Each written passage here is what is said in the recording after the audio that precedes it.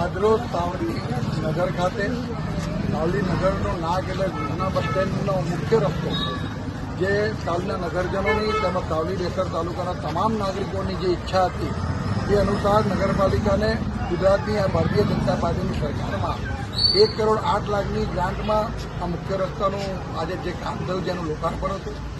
આ લોકાર્પણની અંદર નગરપાલિકાના પ્રમુખ ઉપપ્રમુખ તમામ પાલિકાના સદસ્યો ચીફ ઓફિસર તેમજ મારા સાવલી તાલુકા અને બેસર તાલુકાના સૌ આગેવાનો અહીંયા ઉપસ્થિત રહ્યા હતા. નગરજનો તમામ નગરજનો આજે આવતીકાલે જ્યારે હોળીનો પવિત્ર તહેવાર હોય અને રમજાન માસ પવિત્ર ચાલતો હોય ત્યારે ખૂબ એકતાની ભાવનાથી ગામના તમામ વર્ગના લોકો આજના કાર્યક્રમમાં ઉપસ્થિત રહ્યા. પરમ પૂજ્ય સ્વામીજીની આ ભૂમિ છે.